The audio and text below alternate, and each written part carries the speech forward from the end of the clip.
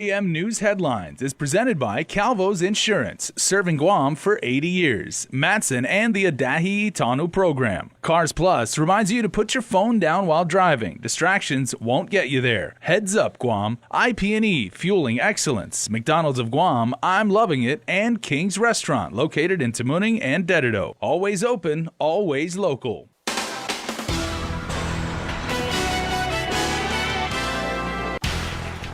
Coming up on Primetime, Acting Chief of Police Steve Ignacio's nomination has been placed on the voting file after being deemed fit for duty by the same doctor who deemed him unfit. Plus, the home of the Sharks is a step closer as Phase 1 has been awarded. Carmen Terlahi has more from Jigo. And our island's LGBTQ community is calling foul, slighted at the Visitors Bureau's choice of Guam ambassadors representing Guam at a Pride Festival in Japan. Hafaday and good evening. They couldn't get a conviction here on Guam, but after the case was moved to California, a plea agreement has been entered in a high-profile drug case. Raymond and Juanita Martinez have signed plea agreements in the U.S. District Court for the Central District of California. The couple faced federal drug charges. They were accused of trying to smuggle 8 pounds of the drug ice from California to Guam in June 2015. However, after 2 mistrials in Guam, the case was moved to California.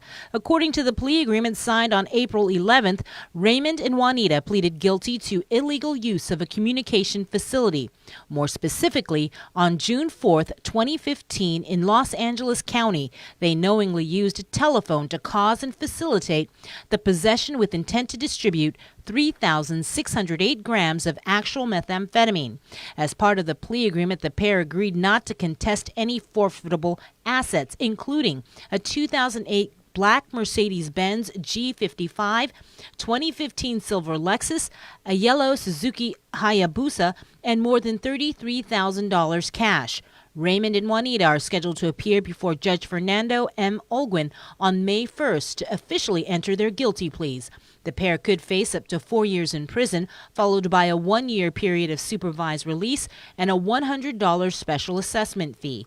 According to the plea agreement, at the time of sentencing, the U.S. Attorney's Office will move to dismiss the remaining charges of possession with intent to distribute methamphetamine and aiding and abetting.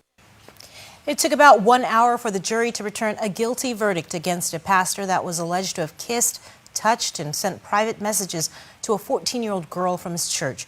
Renato Capili Bosi was facing multiple criminal sexual conduct and child abuse charges. In the Superior Court today, he was found guilty of all the charges. Bosi was a pastor at the Living Lighthouse Church. All attorneys involved in the ongoing Catholic Church child sexual abuse cases appeared in person and via teleconference in the District Court for a joint status hearing before Chief Judge Francis Hedinko Gatewood and Superior Court Judge Michael Bordallo. To date, there are a total of 206 cases before the District Court. 83 of those were moved from the Superior Court, with only 1 remaining case before Judge Bordallo. At the request of attorney Delia Lujan Wolf, whose law firm represents a majority of the victims, she requested to stay the non-bankruptcy cases to July 1st to allow further settlement discussions. Judge Gatewood granted that request. The next status hearing is scheduled for June 27th. Acting U.S. Trustee Tiffany Carroll says Archbishop Michael Burns' proposed retention of an appraiser after filing a motion to sell Action Hotel appears, quote, questionable. As reported, a part of the Archdiocese bankruptcy case, it is planning to sell the property to TF Investment LLC for $5.4 million in cash, which is $2 million less than the actual listing price. According to documents filed today, the Archdiocese, in its motion for authorization to sell the hotel, asserted that the sale is for fair market value and is in the best interest of the creditors of the estate. Carroll points out that if that were true, then retaining an appraiser would not be necessary. She adds that if the appraisal is needed, then it would appear that the $5.4 million being at fair market value and in the best interest of the estate are, quote, premature.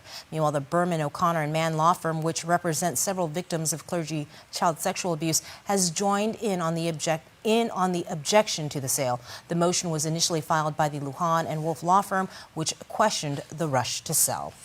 Police Chief nominee Steve Ignacio has been declared fit for duty by the same clinical psychologist, Dr. Andrea Lighthizer, who earlier deemed him unfit. The follow-up evaluation clears the way for a confirmation vote. Oversight Chair Senator Jose Pito Terlahi made that motion.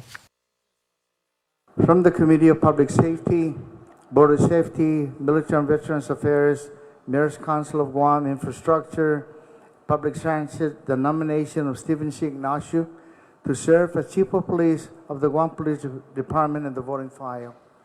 In a letter emailed to Terlahi's office yesterday, Dr. Lighthizer wrote that the police chief candidate has, quote, taken seriously the recommendations provided in his initial evaluation to include a follow-up medical clearance evaluation.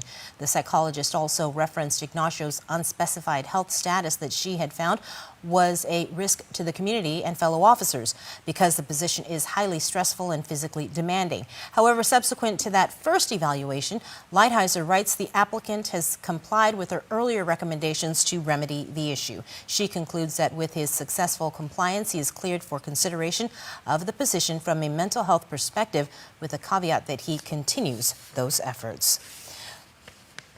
Police Chief nominee Ignacio is the most high profile of more than a dozen agency and board appointments that are expected to be voted on this session. They include National Guard Adjutant General Esther Agagi, Corrections Director Samantha Brennan, and Customs and Quarantine Director Ignacio Paredo. Senators are also poised to vote on several bills, including a bill to reduce the business privilege tax for small businesses who make less than $250,000 and a measure to fund more police surveillance cameras. Inching one step closer to rebuilding Simon Sanchez High School, the head of the Guam Department of Education breaks the news that Phase 1 has been awarded to a local company. Carmen Terlahi reports. He's just one of many who for years have promised to rebuild Simon Sanchez High School. Superintendent John Fernandez recalls, quote, walking in the shoes of a shark back in 2013. So we toured the building, we had meetings, we were in the classrooms to see what it was like to be in this facility. And the whole purpose of it was to get a pledge, a commitment to finally getting Simon Sanchez moving forward. With the Guam Department of Education in charge and no more OPA protests stalling the project, Fernandez says there is movement as Phase 1 is awarded. Dueñas Camacho and Associates, Inc., a local company based in Guam and the CNMI, won the bid for land surveying services. With a $95,000 price tag, work is set to be complete in the next 120 days. Mr. Dueñas explains. There are three categories of survey that will happen here. There's the property survey portion, boundary survey. We have to make sure that we document and we find all the monuments for this property. The second category of survey is called a topographic survey, where we determine the lay of the land, the elevation, where the land slopes, how it slopes, where water drains. Then the third category of survey is called the as-built survey, where we come out here and we actually nail down where the improvements are sitting on the property. The last mapping of the school was in 1972, calling it a, quote, personal commitment to see the project through. Fernandez is confident the breakdown into separate phases will decrease the chance of a protest causing any further delay. But if we break this up into a process, the students and faculty and staff here at Simon Sanchez won't have to wait and wait and wait and wait till everything gets done before we see the first reflective jacket, the first contractor out here on campus. Once finished with Phase 1, the next step is to prepare the architectural and engineering services to design the new GIGO campus. Reporting for Guam News Network, I'm Victoria Terlahi. Is the Guam Visitors Bureau leaving the LGBTQ out of LGBTQ Pride? Chris Barnett has more in this report. Guam Pride sounding off on Facebook. The LGBTQ organization calling out GVB in a post. That post basically saying, why is GVB sending heterosexual pageant queens to represent Guam at an LGBTQ Pride Festival in Tokyo, Japan? The FB post saying, we love Miss Guam Universe, but why not send true representatives of our island's LGBTQ community? Guam Pride founder, Lacia Casil. I think it speaks the truth. Our community has worked very hard and overcome so many challenges, and we're still overcoming many challenges to have our voices heard. And Pride events, happen once a year in every country. And it's the one time a year when a safe space is created for members of our community to come out and be themselves, to represent our community, to mingle with each other, to raise their voices. And I think it's very important that we have members of our community represent. As reported on KUAM News in 2017, GVB joined the International Gay and Lesbian Travel Association, and GVB, under former GM Nate DeKnight, announced plans to pursue LGBTQ tourism, which is a market that has a value of $50 to $70 billion. Casil tells KUAM it just doesn't make sense for GVB to not include LGBTQ members in its delegation to Tokyo Pride, especially since it has sent members of the community to Pride festivals before. Especially with GVB wanting to go out and court this segment of the market, which is why they're going to Tokyo Pride. Casil says GVB did reach out to one LGBTQ pageant queen, but it was 2 weeks before the delegation was supposed to leave, and a casting call for LGBTQ members was canceled. Now, Casil says that's too little, too late. That's not a lot of notice, considering this is an event that they've known about for months and months and months. We asked Casil why she thinks GVB wouldn't try harder to bring LGBTQ members to an LGBTQ Pride event. An oversight. They've been going through a transition. It's April, almost May. Do you think we can still use the transition excuse for GVB?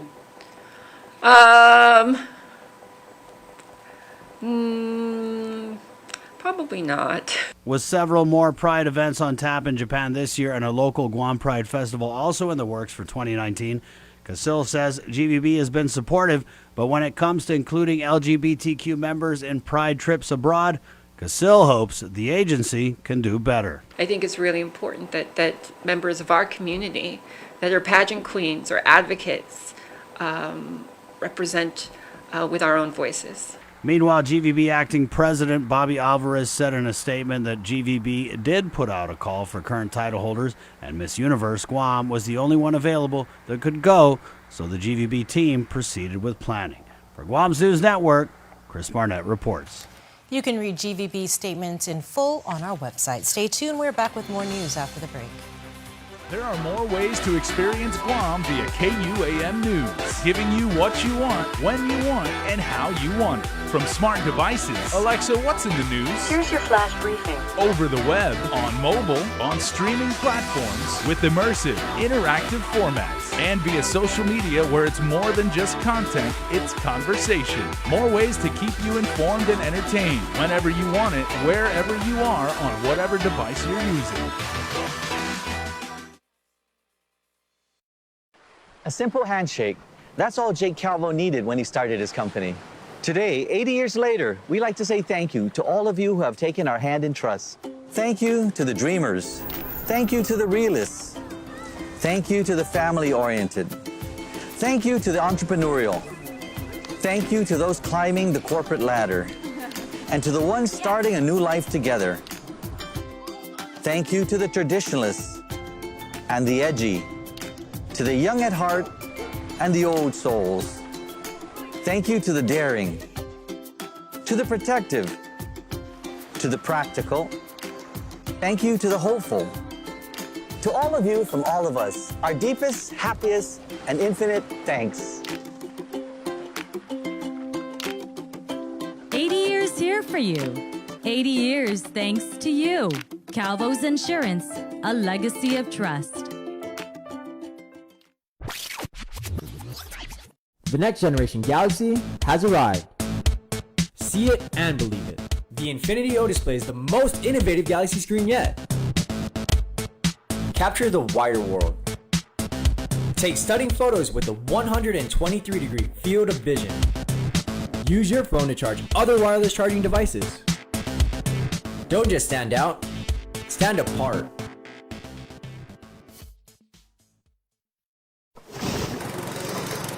MTO, professional janitorial services with a warm hospitality touch. MTO gives that gift year-round. Pressure wash roofs, pressure wash driveways, lawn service, home cleaning, carpet restoration, office cleaning, commercial window cleaning, floor care. When cleaning is in order, MTO has you covered. Call 647-6861 to inquire on how you can receive the maintenance you deserve. MTO, celebrating 30 years with you, Guam. Welcome back. The economic outlook calls for continued slow growth. Bank of Guam Chief Economist Joseph Bradley presented that assessment in his report at the bank's Spring Economic Forum. Nestor Lecanto reports.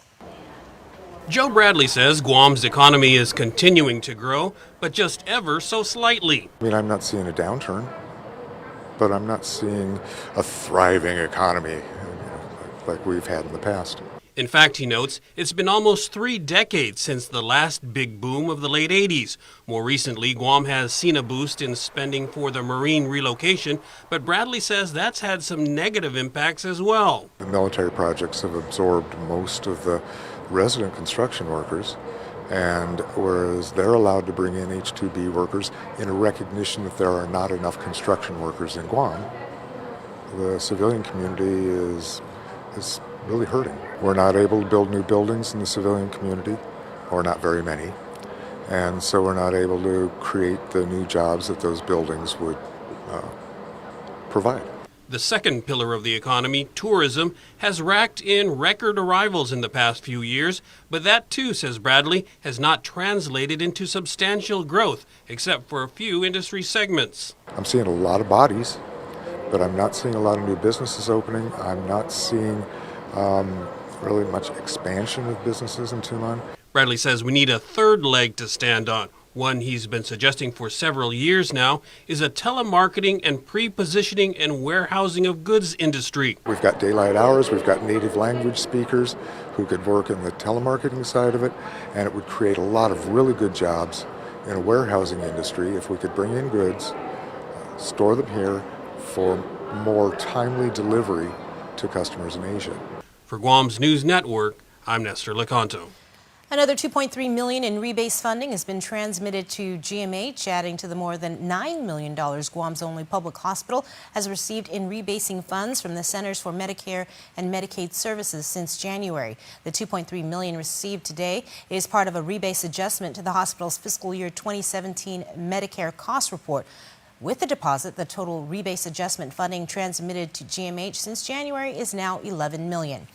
Hospital Administrator Lillian Perez-Posada says the infusion of additional cash is not just a win for GMH, but a win for the community we serve.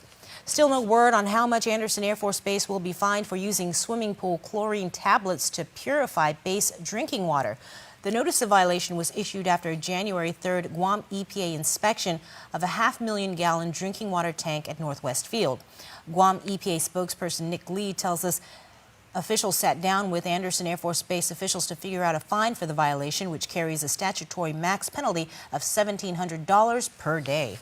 The agency has to calculate the amount of days that Andersen was in violation. So one of the things that Andersen agreed to today was to issue the agency the daily reporting logs for the maintenance schedule on the community water system. Lee says the base agreed to hand over daily logs, but hasn't yet. Lee could not say what adverse health effects base residents could suffer by drinking water purified with chlorine swimming pool tablets, but he did say he's never seen a violation like this before. Pool tablets to treat a drinking water source. This is the first time that I've seen it since I've been here. But there were other factors in the NOV, like failure to notify, and that happens occasionally. The swimming pool tablets Andersen Air Force Base used in the drinking water supply are classified as a pesticide by Guam EPA. Set to provide free services to Guam's homeless or those at risk of becoming homeless, Tony Cruz, Community Employment Coordinator for the Department of Veterans Affairs, invites all in need to tomorrow's Passport to Services VA stand-down. Working with Guam Homeless Coalition, he says it's a one-stop shop to help Guam's homeless community get back on their feet. Majority of all our homelessness is here in the capital, and we are going to provide like a job center. We have Department of Labor, American Job Center. We have Sanctuary. We have Salvation Army. We also have the VA that's actually coming out here to help support our veterans that are, are homeless or at risk to be homeless. And we also have a lot of nonprofit and state agencies. Matter of fact, we even have free haircuts from the Marcia Academy coming down to give free haircuts, and also we're giving out immunization shots. Food and refreshments will also be provided. The event starts at 9 a.m. until 2 p.m. at the Chamorro Village Festival Huts. Homeless clients can access free bus services to Agana from the Dededo Mayor's office at 8 a.m. and 9 a.m. from Tamuning. Governor Lulian Guerrero has appointed businesswoman Doyan Murato to the airport board. Murato's nomination comes after the failed appointment of Dan Tairinko to the board in March. The new appointee is the current operations manager of Northwind Group, Silver Mountain Construction, and the founder and CEO of Zori's Only, a local apparel and greeting card business. With regional headlines, here's KSPN 2 News. Hafa Guam, here are the headlines for CNMI. According to the Department of Fire and Emergency Medical Services, on Saturday, April 20th at 7:45 a.m., DFEMS received a call reporting a possible structure fire at a vacationing spot called Island Travel in San Vicente. DFEMS arrived on the scene at 8:03 a.m., where the fire was already under control. The patient, a 55-year-old Filipino named Ramancito Apostol, was conscious but sustained burns to his facial area, torso, and upper and lower extremities. Apostol was transported to the Commonwealth Healthcare Center, where he told DFEMS the one-story concrete kitchen stove caught fire. The fire was in the western side of the kitchen area and was extinguished by the house cleaner, who is also Apostol's wife, before it could spread. She stated to DFEMS that she was in her room when she heard the alarm to the vehicle that was parked next to the house. She went outside to see smoke emitting from the kitchen. She stated she ran to check on her husband, who was taking off his shirt because it was on fire. The wife proceeded to the kitchen to grab the extinguisher and put out the fire on the stove. DFEMS interviewed Apostol, who stated when he went into the kitchen area, he smelled an odor he described as LPG gas. He then inspected the hose and stove for leaks but found none. When he turned on the stove, there was an explosion and fire. The CHC ER nurse told DFEMS that Apostol sustained second and third degree burns to 70% of his total body surface. The CHCC doctor pronounced Apostol dead on Monday, April 22nd at 8:42 a.m. due to a cardiac arrest, which was caused by an infection from the burns that came from the fire and associated with his history of diabetes. DFEMS has found the fire to be accidental and closed the case. For more news, visit SaipanTV.com. For KSPN 2 News, I'm Ashley McDowell. Sports is coming up next, but first, here's your weather forecast.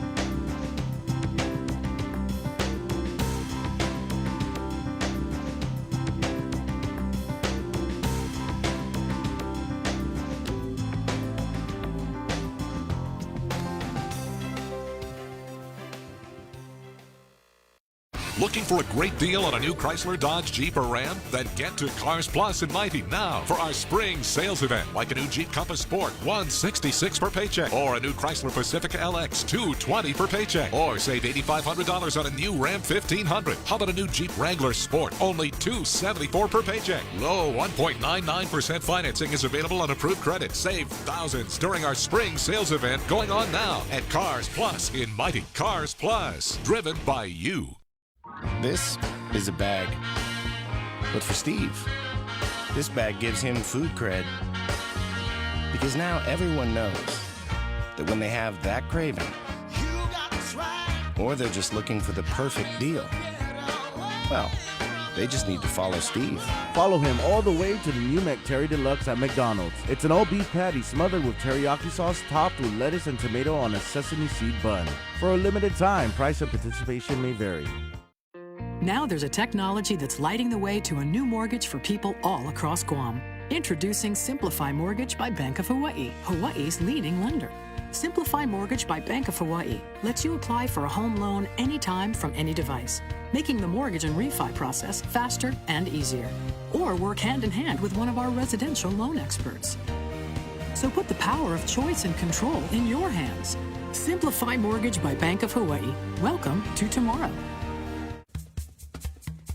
We are the Half Day Pledge Kids. What's the Half Day Pledge? It's a promise to share a Half Day spirit and to protect our culture. Like saying Happy Day!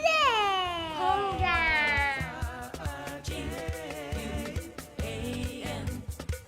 It also means promising to keep our island clean. Like cleaning up the beach? That sounds so easy. It is. Anyone can sign up, even kids just like us. How do kids sign up? It's easy. Moms and dads call the Guam Visitors Bureau and sign your kid up to take the pledge.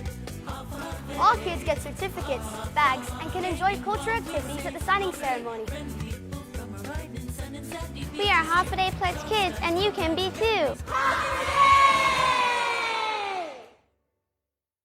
KUAM Sports is presented by Triple J.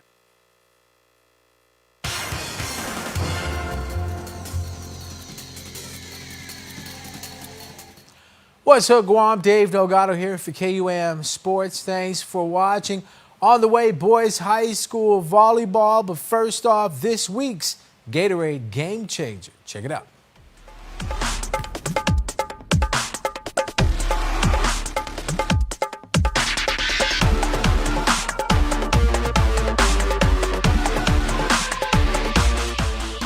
St. John's runner Mark Rajesh wanted to run.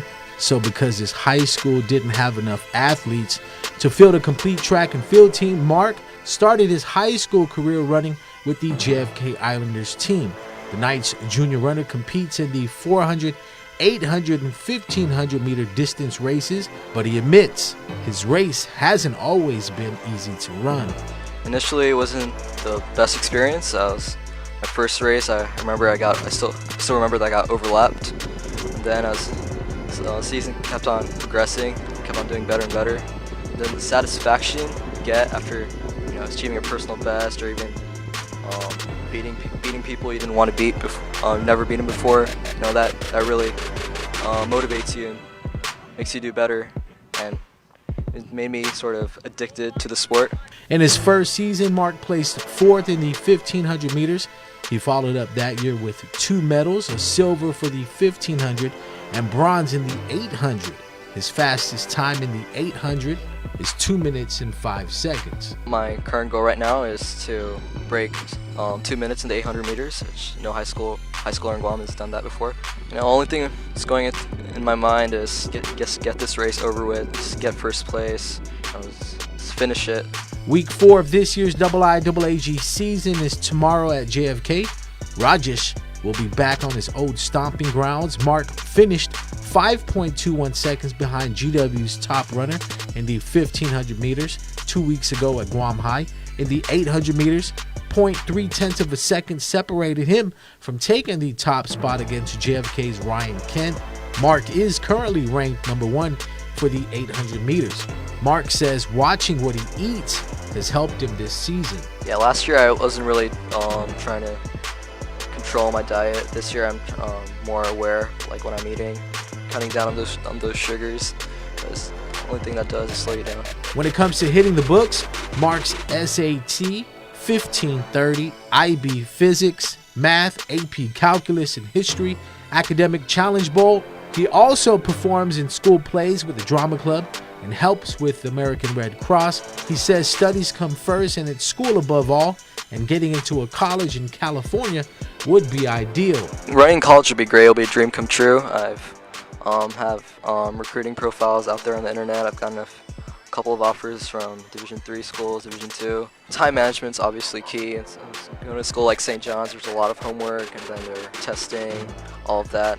And I just try not to waste my time, try to get things done as soon as possible, even maybe get things done in school itself, like homework, stuff like that. It's clear Mark is medal material on and off the field.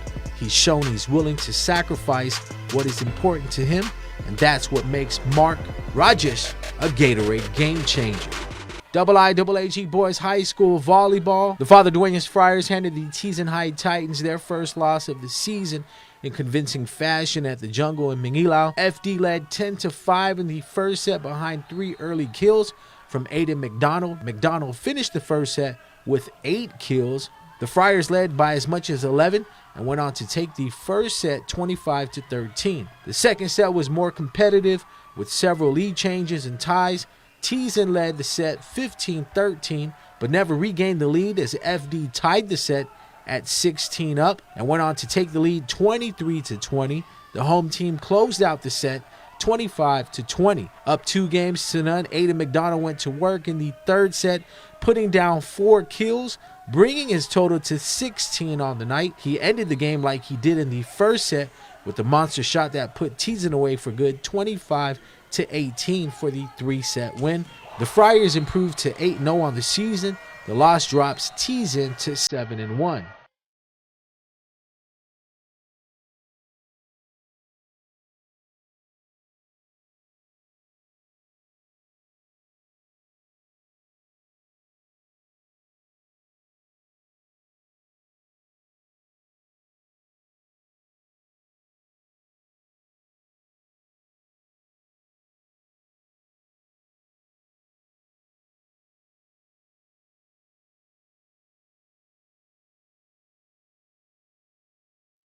I started Bonita Baby in 2014. Starting a new business was very daunting, but I knew I had my family behind me. And that helped me push through that fear. Just like family, Docomo Pacific believes in my business. They give me a reliable connection and offer more value to help my business succeed. Startup